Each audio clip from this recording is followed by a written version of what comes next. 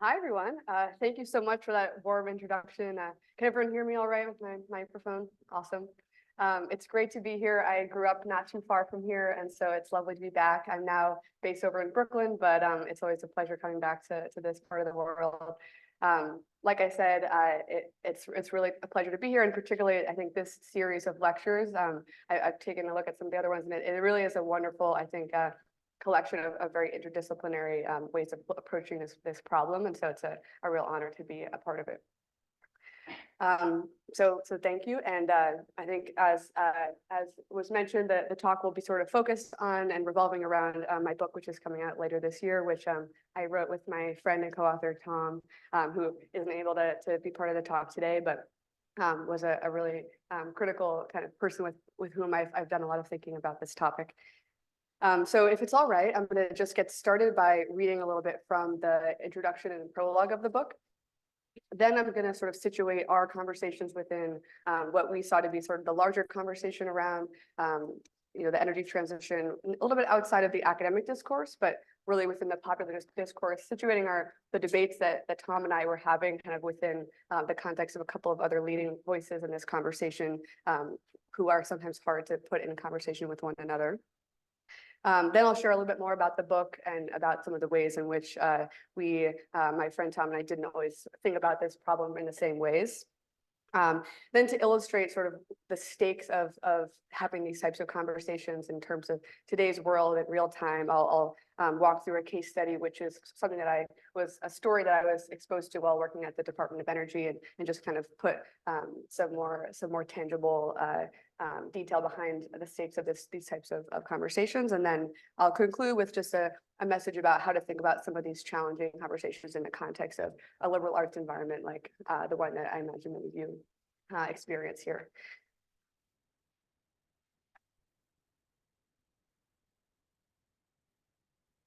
So the book begins with a prologue. Tom opens the book sharing a very dramatic moment from a moment that ultimately ended for the time being his work starting a clean energy company in Kenya. He had a very dramatic run-in with a faction of the Al-Shabaab terrorist organization that has a lot of control over the charcoal industry in Kenya. And so he kind of narrates what that was like to sort of face up against them as a young person. And then we juxtapose that with sort of my precursor background coming into college before I met him.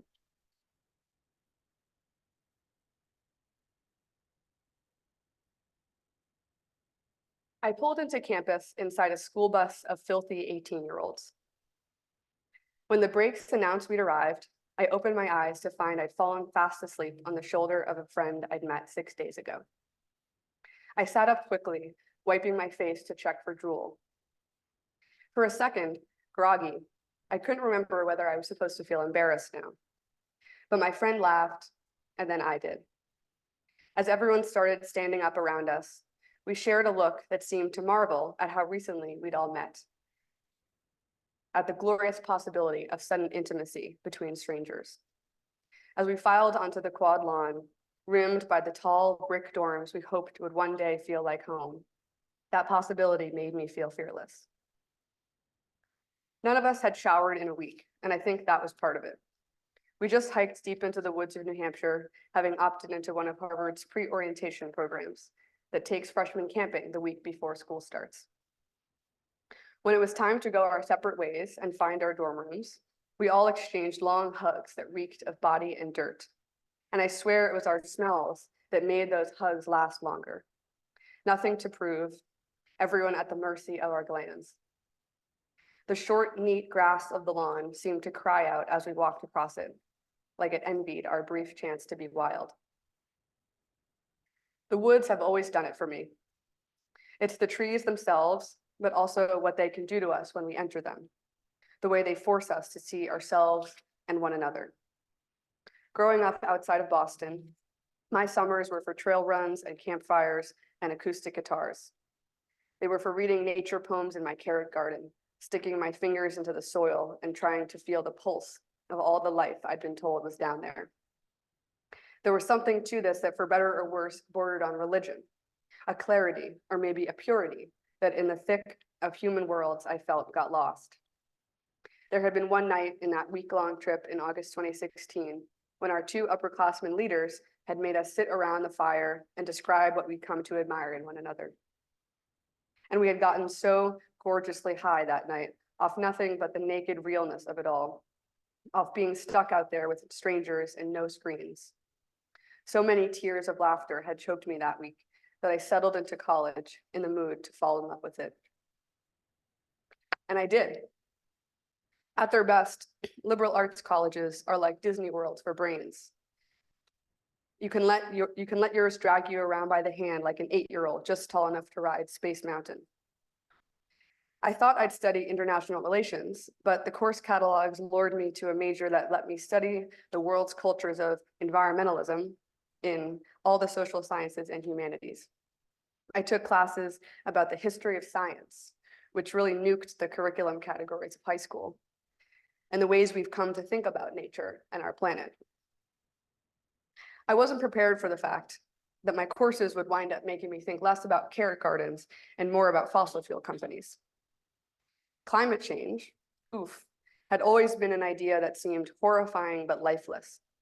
I thought it was mostly about food waste and recycling, and I cared about it only in the sense that I wished it wasn't happening. But the more I learned, the more I understood that it was also about power. I read books about the way scientists discovered the link between oil and climate change back in the 1970s and tried to sound the alarm about the way that oil companies worked hard to make sure that no one believed them. I read about the way that colonialism destroyed so many cultures' ways of living in balance with the ecosystems around them, and the way capitalism had deemed both trees and people worthless unless they were productive. At every turn, it seemed, the history of nature was intertwined with the history of exploitation, both of Earth itself and of so many of the people who loved it the most. As I watched all these isms congeal into a single dark and intractable mass hovering over a world I'd once felt thrilled to inhabit, it became clear that the real problem with climate change was that it was making all our other problems worse. The lucky few would be able to recline on chaise lounges around Lake Michigan, while droughts, storms, and rising seas would tear vulnerable communities apart. And the fact that political and business leaders in my very own country were not just allowing but facilitating this process was devastating. I believe what the fuck was my initial reaction, but I didn't know where to go from there. My classmates and I submitted term paper after term paper into a void with no echo. In most classes, it seemed, what can we do, was not a question we were pushed to either ask or answer. And the responsibilities of the university, it seemed, ended at education. As soon as we walked out of the classroom and back onto the well-manicured lawns, the new dystopian light that our learnings had casted in was ours to either sit with or shake. But my junior year, I made a friend who pushed me past this. Reading books wasn't enough, Tom convinced me. It had become what I did all day, peeling oranges in a dim room of the library as I wilted under the weight of the Anthropocene. From the moment we met, Tom drove me crazy, delighting in all the ways he found to unsettle me, then drawing me closer, flooring me with these raw flashes of truth that both freed and unwound me. And as we began to orbit faster and faster around one another's worlds, wrestling with our distinct understandings of the energy system and what it will take to transform it, I felt a peculiar energy begin to thrum between us and within myself. When I learned about the fossil fuel divestment campaign on campus, I joined it. What I didn't expect was that it would almost cost me the same friendship that had inspired me to do anything in the first place.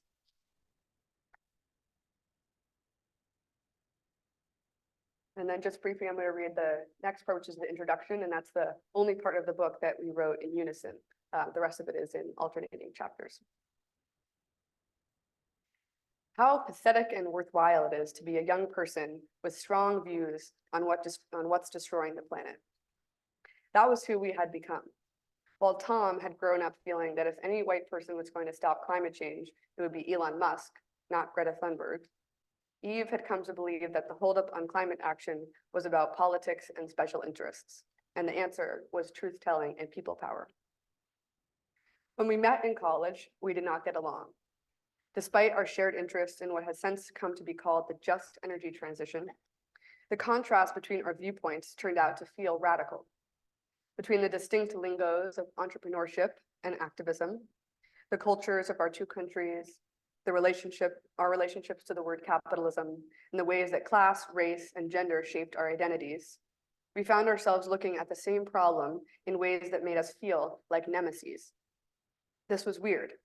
We felt dumb once we got over it. And eventually we came to see how much the other was able to teach us. But just as we did, we began to notice that all around us, others were fighting similar fights based on similar misunderstandings. For so long, the climate change debate had been a backward battle over whether it was happening and whether fossil fuels were responsible. But as we graduated into the chaos of 2020, there was finally lots of real debate happening about what exactly we should do about it.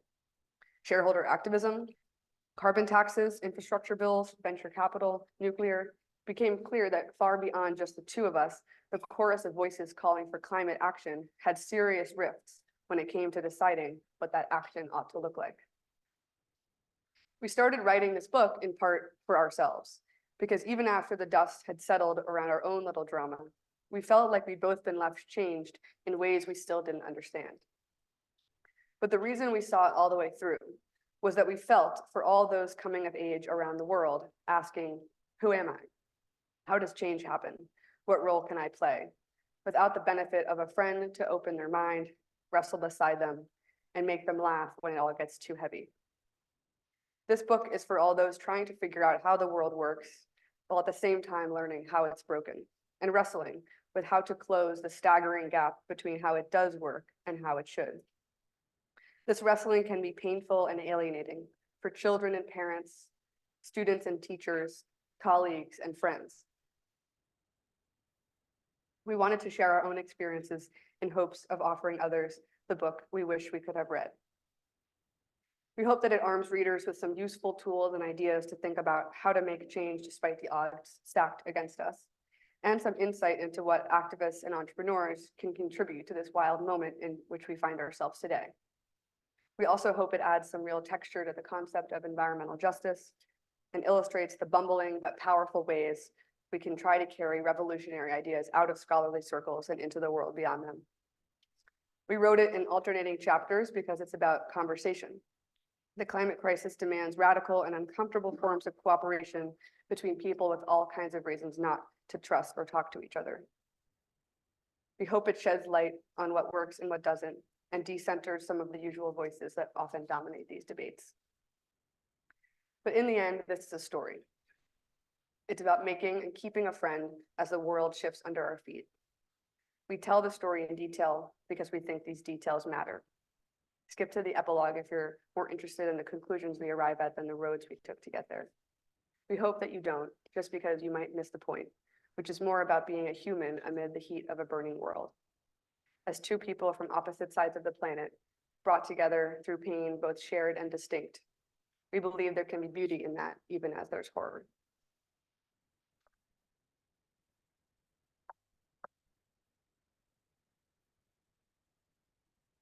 Thank you. So, like I said, that was just sort of a brief intro, sense of what the book is trying to get at.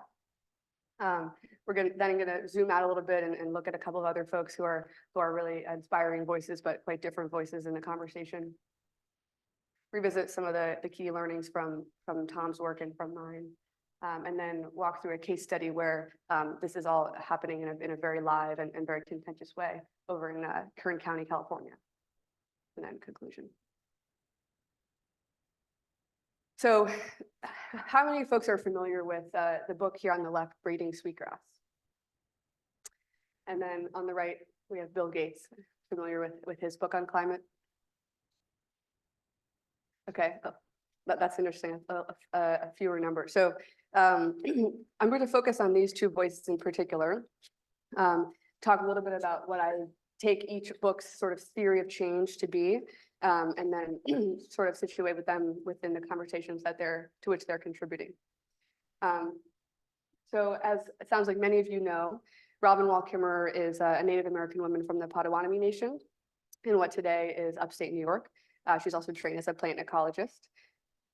Breeding Sweetgrass is a beautiful, soulfully, and poetically written book. It is one of the few books I would say has fundamentally changed the way I move through the world. And so I do hate to even reduce it to a sort of succinct theory of change, but because so much of its theory of change is embedded in the storytelling itself and in the language and in the practice of storytelling and paying attention.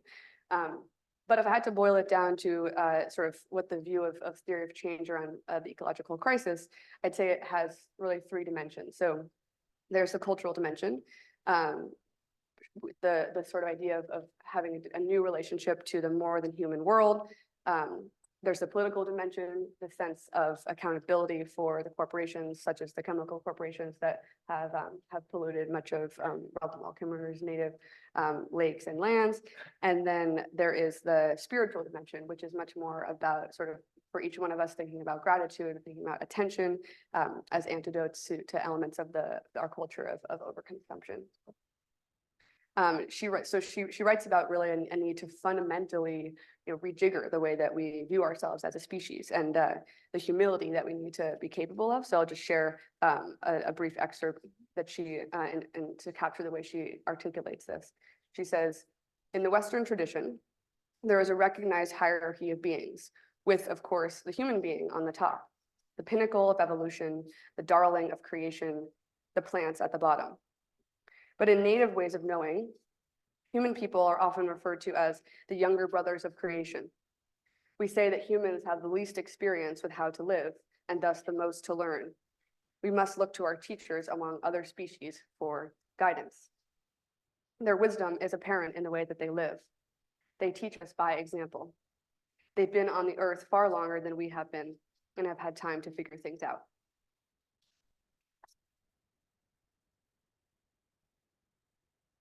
All right, now we have Bill Gates. And meanwhile, Bill Gates, this is another enormously popular and resonant book about this topic. But as you might imagine, Bill Gates doesn't himself have a whole lot to say about paying attention or about hierarchies of beings. Bill Gates is a guy who, from the age of 13, was tinkering with computer code. He then had the experience of founding a company, watching as software and the internet literally changed the world. He then became a billionaire, and through his philanthropy has obviously come to see the ways that money and capital can really turn ideas into realities and change the way that people do things by scaling solutions into new places and creating new options for people. So you can understand why he views the ways in which massive societal change occurs of any kind lying in the power of technology and capital. So his views on climate are no different when it comes to sort of technological powers of making change. He talks about solutions like nuclear energy, electric cars.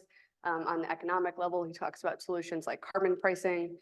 And he breaks it down very quantitatively and in a very pragmatic and logical way. He really puts a framework around the entire problem and goes through the solutions one by one. And I'm sure that many of you in the room, folks who are familiar with the work of environmental studies, will be all too familiar with critiques of this kind of an approach. And I won't even get into the full lexicon around neoliberalism and post-political sustainability, but I think you may know what I'm referring to. I will just briefly share Bill McKibben's review of Gates's book. He says, of the energy transition in general, why aren't we moving much faster than we are? That's because of politics. And this is where Gates really wears blinders. He says, I think much more like an engineer than a political scientist. But that means he can write an entire book about the climate disaster without discussing the role that the fossil fuel industry played and continues to play in preventing action. But this isn't just about Wall Kimmerer and Bill Gates. As you well know, these voices sit within much broader ecosystems, and I've sketched it out here non-exhaustively at a high level. But in this theory of change around culture and political transformation, you have activist groups like Divestment and the Sunrise Movement, and on the right here you have folks more focused on scaling and developing new technology. And I'll just share, I've spent time sort of within organizations on both sides of this divide, and I'll just sort of share at this point that I do have a lot of respect for just about all of the brands on this slide.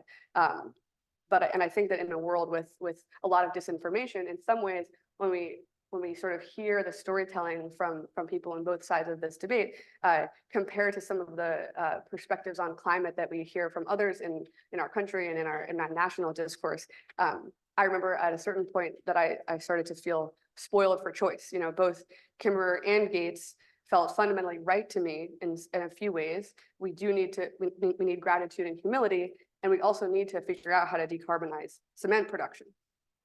They agree on a few really fundamental points. You know, they agree that the climate crisis is happening. They agree that it's caused by human or anthropogenic greenhouse gas emissions. They agree that it sits alongside other ecological crises like biodiversity loss and other social justice crises, many of which are exacerbated by climate change. And they agree that we need to act as swiftly as we can because we're already behind. And you know, of course, not everyone in this country believes on any of those things. But that is why I think it's so personally hard for me to also reckon with the ways in which these groups often fundamentally disagree. So I'm just going to walk through a couple of, again, painting with a broad brush, points on which I've sort of noticed these stories often diverge. So the first is around the sufficiency of existing solutions. And so in the first kind of group of storytellers, there's often an emphasis that for the most part, we have all the solutions that we need. Whereas the second group is more focused on the importance of developing additional technology and therefore focusing on investment and innovation. The second point which as many of you have likely seen as well, there's a divergence, is around the role of incumbent in industries. So energy companies, oil and gas companies, industrial manufacturers. The first story is more focused on holding these groups accountable and building grassroots power to oppose the power that they hold today. The second group is more focused on outcompeting incumbents and not vilifying them, and in some cases working with them. The third way in which they often diverge is the sustainability more broadly of economic growth. The first story is often focused on the ways in which we need to address not just the root. We need to address not just the carbon question, but the root cause of all of these problems, and not simply continue to allow unbridled growth. Whereas the second group is a little bit more comfortable with continuing our modern way of life. There's even a push to decouple environmentalism from any sort of narrative around self-sacrifice. And there is an acknowledgement that we should address biodiversity, but there's much less of a concern about broader systemic change. And then finally, there's this sense in the first narrative around the real inextricability of the ecological crisis and the ways in which it's intertwined with histories of racism and colonialism, and the emphasis that the solutions themselves must also be intertwined. Whereas the second story is a little bit more, it acknowledges that the stakes of the crisis are deeply exacerbated by the injustice, that the poorest have contributed the least but are affected the worst. But in terms of the solutions, there's a little bit more of an emphasis on separating them, and the idea that some of these technologies are going to solve the climate crisis, but not necessarily some of these other issues. So what is the point of the ways in which these stories diverge? Well, when it comes to just being a young person and sifting through the various stories that different adults are telling us about what is going on here and what we should do about it, choosing where we fall within this little map here it's a big part of choosing the kind of life that we want to live, and choosing where we sit may determine the job we want, the lifestyle we want to lead, kind of people that we choose to surround ourselves with, and it can be very overwhelming. And it certainly was for me as an undergrad. So when I was a junior in college, I met a friend named Tom Osborn, as I've mentioned, and we fell, suffice it to say, we fell pretty squarely in each of these two respective categories. So given how I felt at the time, I was an aspiring environmental lawyer and journalist, whereas Tom was already a established climate entrepreneur, and it was much more focused on social entrepreneurship as a whole in terms of how he viewed his role in this movement. We agreed on many things, but we ultimately disagreed very sharply on things like whether fossil fuel divestment was helpful or harmful to the climate cause, And as I mentioned before, Tom was much more admiring of Americans like Bill Gates and Elon Musk, whereas I felt that Elon Musk exhibited exactly the type of hubris that Kimmerer was concerned about. And as we sort of engaged in the context of a liberal arts environment, our conversations became, I would say, increasingly polarized in a way that I think was at times exacerbated by that environment. So, we were going each day to very different types of classes, and I think that was, especially as I did some organizing within the faculty at school, I started to notice just the ways in which different faculty were also sharing very different messages with their students. And so, again, very broad brush here, but these are some of the disciplines that often seem more aligned with the story that I was feeling more compelled by, were the humanities, literature, anthropology, ethnic studies, and then certain scientific disciplines that were more focused on things like plant ecology and atmospheric chemistry and things like that, whereas there were other disciplines like economics and engineering and statistics, and then types of science are more focused on some of these solutions or technologies themselves that often were sharing that other story. And as many of you know, the liberal arts college is a place where you hear different things and you all come together into the dining hall, and you're sort of more, you feel perhaps a bit more confident in your beliefs because you've heard them from an authority figure. But authority figures are themselves often telling slightly different stories. And so as the campaign heated up on campus, these tensions really developed, not just between the two of us, but between things like idealism and pragmatism, naivete and cynicism. And the differences were also motivated by things like, whether the tensions were rooted in things like whether you were motivated by a sense of anger or motivated by more of this desire to problem solve. And so there was also this dimension, I think, of how different people cope with anxiety, and whether you jump into problem solving or that you sort of prefer or need to sit with your emotions a little bit longer. And so, and finally, and it's almost a little bit too obvious, but some of the fractures were also rooted in, if you're someone who is studying culture, it makes sense that you're then more inclined to believe that cultural transformation is the way in which this is going to be solved, versus if you're a budding engineer, you'll of course be more excited to contribute to the more tactical and technology and infrastructure related dimensions. And I'm curious, honestly, to hear at the end from folks, and just in terms of the extent to which this resonates today, or if there's other ways in which some of these dynamics play out. But this polarization was often extremely, it was painful, and it was certainly painful for my friend Tom and I. And after the divestment campaign disrupted one of the president's talks, the university president's talks, our campus got really sort of caught up in these discussions around activist tactics and free speech. And at a certain point, it felt like Tom and I just had these completely different views, and we started to forget really why we had become friends in the first place.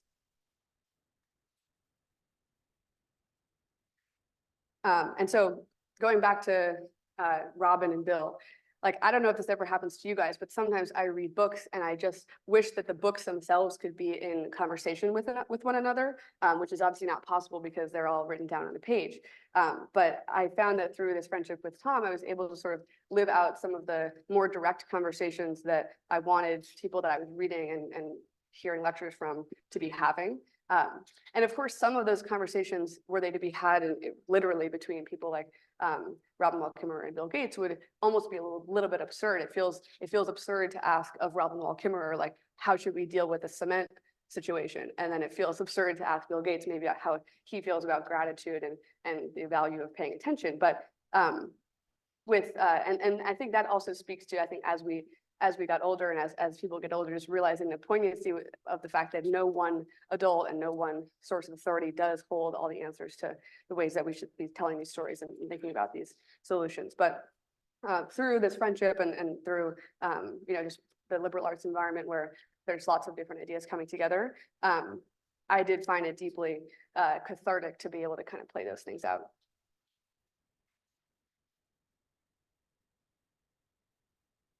So after kind of setting out the sort of story in which we were sort of, my friend and I were coming together, I did want to just get in a little bit more detail to the work that my friend Tom was doing, and then work that I was doing. So Tom, before coming to college, had founded a company that when I first heard about it, I was like, I had no idea that this was even something that you could do. But basically, he grew up on a sugarcane farm in rural Kenya. And he had the idea when he was about 17 or 18, and it wasn't the first time it had been done, but he had the idea to take a lot of the sugarcane waste from the farms in his region and convert it into like a different form of charcoal. And this had two really important benefits. The first was, a lot of charcoal is made through an extended supply chain that involves a lot of deforestation. So there's like an element to reducing deforestation. And importantly for Tom, there's a really important public health dimension to that because the sugarcane based fuel burns a lot more cleanly. And so his mom actually had very serious lung health issues related to cooking with traditional charcoal.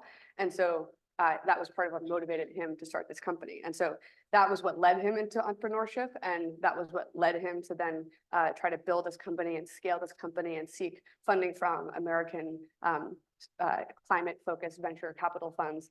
And they did provide him that funding. And he was able to see in very real ways the way that money allowed him to build that product and allow his family and his neighbors to start using that product.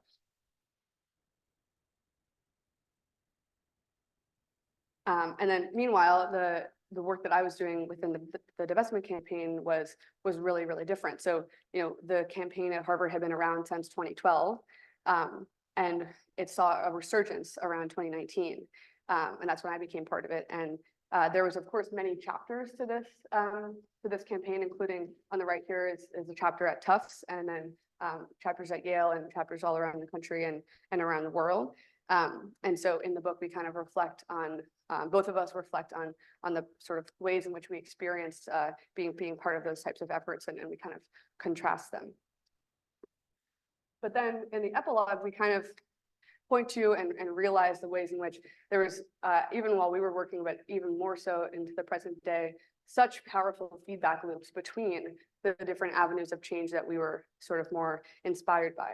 So just to quickly walk you through the story as I perceived it, post the 2020 moment in which we graduated, it was really amazing to watch the way that a lot of the grassroots organizing that had been going on in the previous administration, a little bit outside of the realm of electoral politics, laid the groundwork for groups like the Sunrise Movement to expand and then contribute really powerfully to the early days of the Biden campaign and really enable the Biden campaign to make the case that climate was a viable issue on which to campaign at the national level.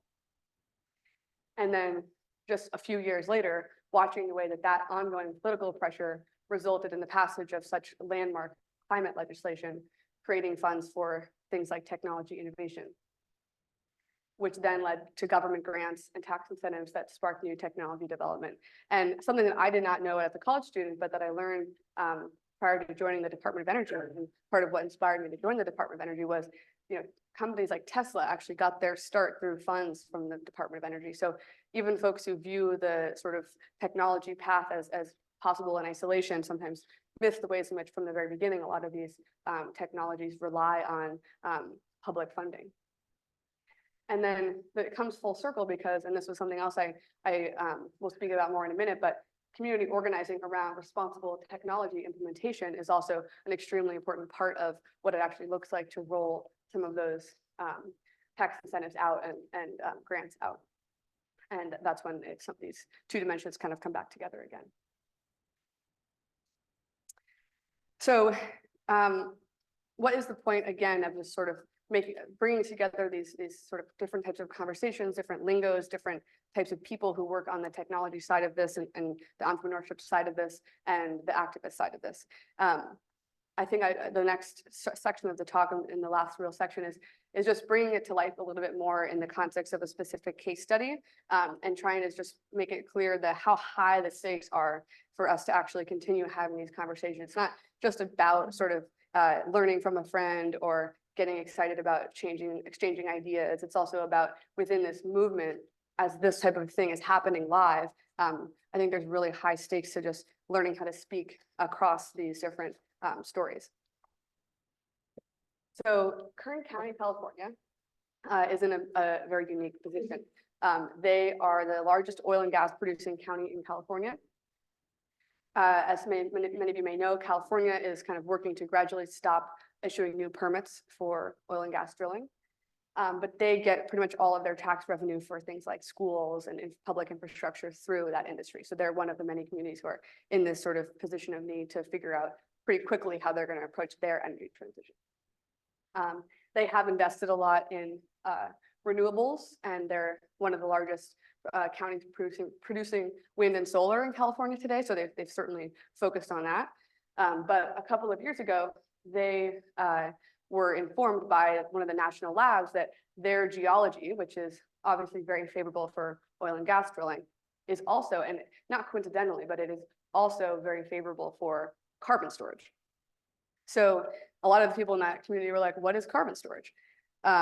Lorelei H. Oviatt is the director of planning and natural resources in Kern County, and this is her job, this is her focus. And she was approached back then when these results came out, and thus began sort of a multi-year process of her and her constituents wrapping their heads around the idea of carbon storage and carbon capture as another option for them as they think about new industries and new sources of economic possibility in their county. So she's been very proactive about kind of not only hosting workshops with community to understand everyone's stance on this, but also working with potential developers. So for those who aren't familiar, direct air capture is this new-ish sort of technology that the idea is you can sort of filter carbon out of the atmosphere and store it underground. And it is very energy intensive itself. And so there's a lot of questions as to sort of whether it will be a viable and scalable technology, but there's also a lot of optimism around what it could potentially contribute if so. And so, that's a very live conversation that's been happening in Kern County for quite some time. And there's a lot of questions as to whether some folks consider it sort of like a false solution in the sense that I'll actually get more into that in a moment. But anyway, there's a very live debate about whether that really is a true solution for Kern. There's also concerns not only about whether it's a viable climate solution, but also just very concretely whether it's a safe type of thing to deploy. There's questions about the safety of carbon transport, the permanence of carbon storage, and so there's as of just April 16th, there's this new headline about the battle over California's first carbon capture project. So just to underscore how live this is. So going back to this kind of framework here, direct air capture you might think fits pretty squarely into the technology solutionism bucket here. First of all, it's a new technology. It certainly didn't exist before, and it certainly wouldn't have existed without the climate crisis kind of driving the need for it. On the second point, some of the project developers may themselves be or work closely with oil and gas incumbents. Not in all cases, and there are some direct air capture companies that are pushing for sort of a formal industry policy not to do so, but that is something that is happening likely in Kern. On the third point, the only IPCC scenario, Intergovernmental Panel on Climate Change sort of scenario modeling for reaching global net zero did not include a very significant role for carbon removal, was the one that essentially modeled degrowth. And finally, it may not be immediately clear how vacuuming CO2 would redress extractive and exploitative systems, although there's also a lot of conversation about that. However, and this is where, I don't know if anyone in the room is familiar with the STS field within environmental studies, but this is where I think I wanted to really underscore the ways in which, while these stories are, of course, there's many ways in which there's not quite as much of a binary as it might seem. When it comes to technology implementation and decision-making, it's really important to remember that at every step of the technology design, development, funding, and deployment process, there are really important opportunities to imbue these technologies with concerns of the communities. And so I'll walk through a couple of ways that's happening today. So in terms of defining what environmental justice looks like in the context of carbon removal, and this is not just for direct air capture. This is a much broader conversation that's happening around things like soil carbon removal and afforestation and ocean-based pathways. And this is it's a budding conversation, but there's a lot of folks thinking about this. And Carbon 180 is a nonprofit policy think tank, and they have developed a framework, like an environmental justice framework around carbon removal. And it has a couple of components. So procedural justice, that's about who gets to be involved in these decisions. Distributive justice, who benefits. Reparative justice, relieving legacy burdens associated with historical oil and gas infrastructure. And transformative justice. And that part is the one that's most interesting to me. They say carbon removal can and should spur change in society's current systems. And it really actively intertwines it with the story about cultural and political transformation. Meanwhile, a lot of or rather all of the projects that receive Department of Energy funding are required to apply for that funding after submitting a community benefit plan. And so that requires them to go out into the community before they even start building and discuss the way in which the community would benefit through things like workforce and community agreements, good jobs, job training, et cetera. And frankly, time will tell what the extent to which those agreements have teeth and are sort of followed through on, but that is something that through a lot of hard work by groups like Carbon 180 and other activist groups baked into the legislation that funds new technology development and deployment today. And then finally, and perhaps most critically, there is constant and ongoing legal discussion around the environmental impact reports that are being filed by these companies.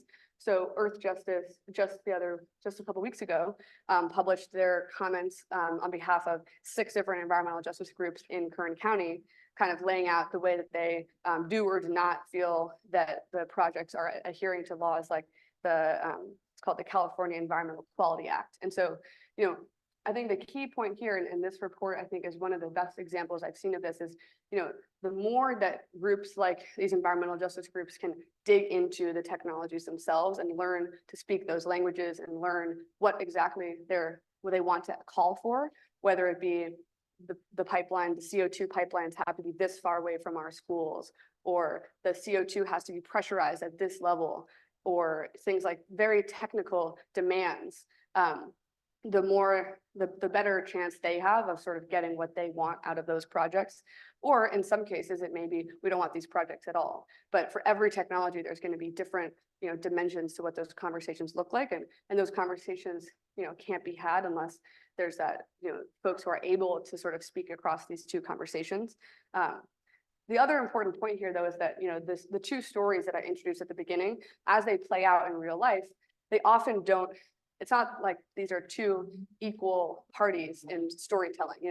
The stories that ultimately are embedded within powerful actors or are narrated by powerful actors are often different from the stories that are lived by people who may or may not ultimately, time will tell, have a say in whether or not certain projects go forward. And so I think that when we're on college campuses, it can feel sometimes that these ideas exist in this more intellectual sphere.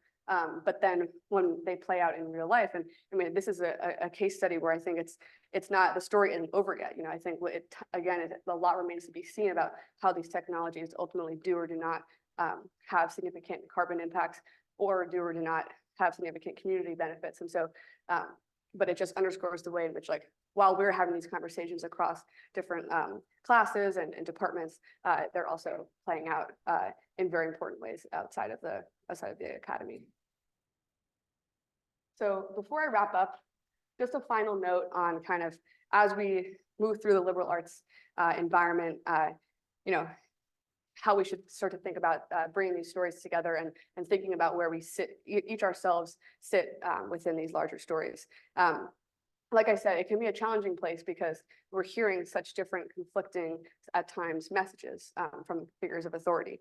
But at the same time, it's one of the few places where, outside of very real power dynamics like the ones that exist in Kern County, these ideas are coming together and making possible the types of conversations that then force us to sort of synthesize, what do we believe and where do these things bump up against each other? And so it's a very fertile ground for that. And I think that's something that is very powerful and unique to what higher education can contribute.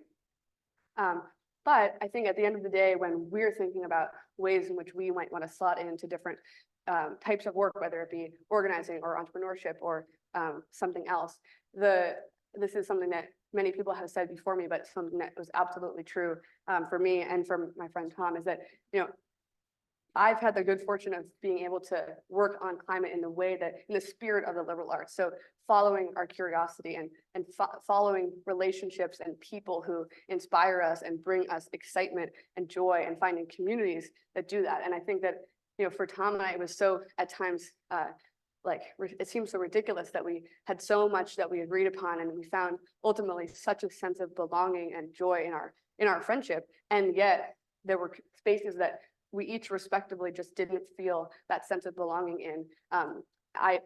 This is a picture of a bunch of my friends holding up the best Harvard signs. This is a picture on the right of Tom with some of his coworkers. And I think it's ultimately okay for us to have different places that and types of change making that excite us and that give us that sense of joy that makes the work itself fun and not so serious and not so exhausting all the time. And I think it's perfectly okay to have that be the thing that ultimately drives us, not as much this kind of endless intellectual debate about which theory of change or which story is itself the most true. And I think that spirit of inquiry and that spirit of searching is just as much as it's kind of the whole point of liberal arts. I think that itself is an important part of the answer. So thank you.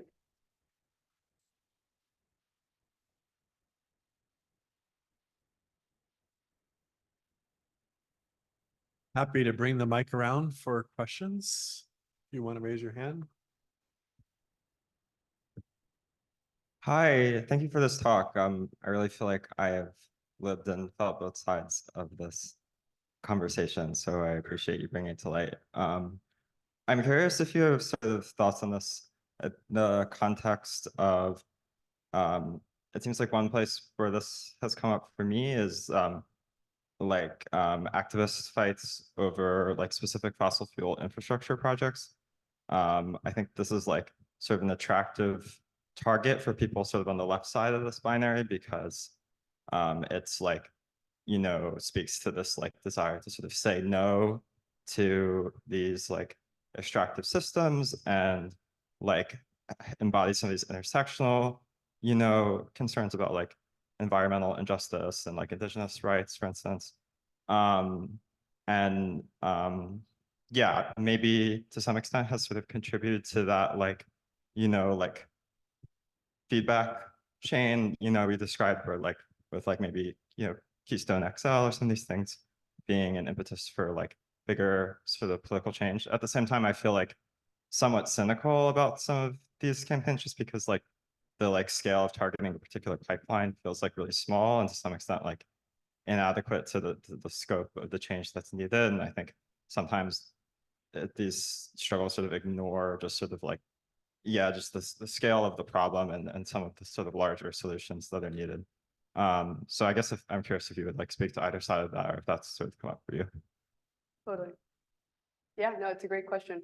I mean, I think that's something that I certainly wrestle with, was just the scale of the problem. I think makes in my view, almost every effort feel sort of absurdly inadequate to meet the scale. And so I think something that I think I often, when I was part of the fossil investment campaign and still feel discouraged by that. But I think then I came around to feel that, that's sort of, we need to sort of set that piece aside. And I think that there's no, I think that just the more as time goes on, I do feel deeply impressed and moved by the power of something as small as one campaign that can cause a few headlines to fundamentally upend or unsettle the social license to operate of some of these industries and force them to sort of think critically about how they engage with those communities and maybe make decisions differently. And it's certainly an uphill battle, but I think I've sort of, that piece, that's how I've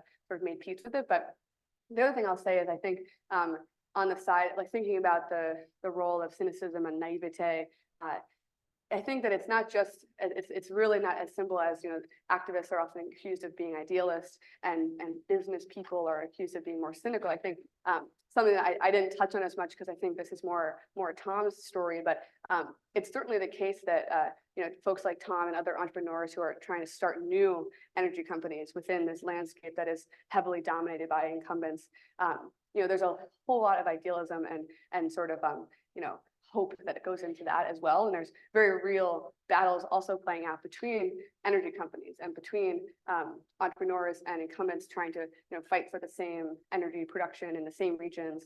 And there's something I think really powerful about sort of attacking this type of ongoing infrastructure builds through not only questioning whether a certain pipeline should be built in a certain place, but also developing these new energy companies in places that can actually provide a viable alternative that people might find cheaper or preferable for all kinds of reasons in that same place. And so I think that in isolation, both of those efforts often feel absolutely sort of absurdly impossible, but we see it every day. They're actually coming together to make the energy transition real in a lot of places.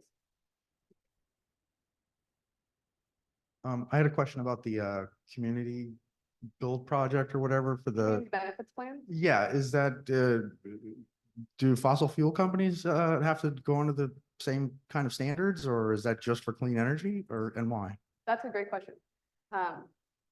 No, so the answer is it's baked into the infrastructure, the Inflation Reduction Act and the bipartisan infrastructure law in such a way where folks applying now for federal funding for primarily clean infrastructure have to go through that process. And so it's actually something that is very much a sort of a tension where project developers, it's a heavy lift for them. And the answer is, incumbent fossil fuel companies who don't need federal funding don't have to go through that process. It's not a regulatory process. It's like a barrier to entry for receiving federal funds.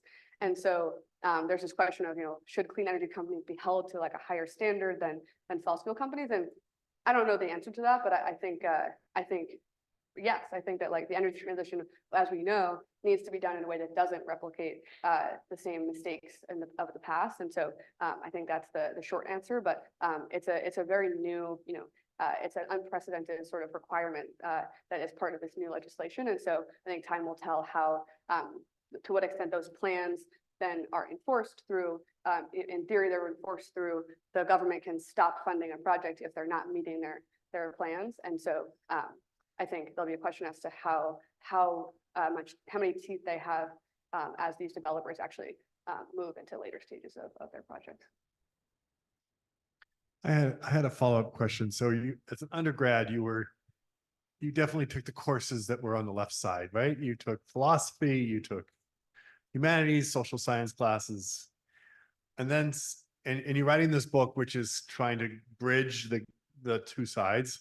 But since you've graduated, you worked with DOE, you worked at Bain Capital. Mm-hmm. I was wondering if you could maybe speak to a little bit about, as you've come to the point where you are now, where do you see yourself going in leveraging your liberal arts education at Harvard with your sort of really trying to think about this divide? What's next in store for you? That's a great question. Yeah, I mean, I think the first thing I'll say is I really did feel that, a combination of my friendship with Tom and then sort of my involvement in the divestment campaign really did fundamentally open my mind to these other avenues of change that were more focused on capital and technology. And I not only felt more newly open to and inspired by those avenues of change, but I felt very curious about them. And so I have sort of now in the past several years spent more time thinking about those types of questions. But I think I would say the same thing that I kind of close with, which is I think for me, the only way to make this type of work and thinking about this heavy other problem sustainable is sort of just following my curiosity. And so I think the two types of work that these days I find the most just frankly fun are writing and then strategy work. So I think the work I do today is strategy consulting. And so that's what I was doing for the Department of Energy. And strategy is like a very amorphous field, but it does require a lot of qualitative and quantitative thinking, and it brings those, and there's a lot of just inquiry into, what is going to happen in the world, and how should we think about it. And so that's what I'm doing now, and I think that's what I hope to continue doing in some form or another. But it's always a tricky balance. I have to go back to work after this talk, so I think I'm constantly figuring out the way to knit those pieces together.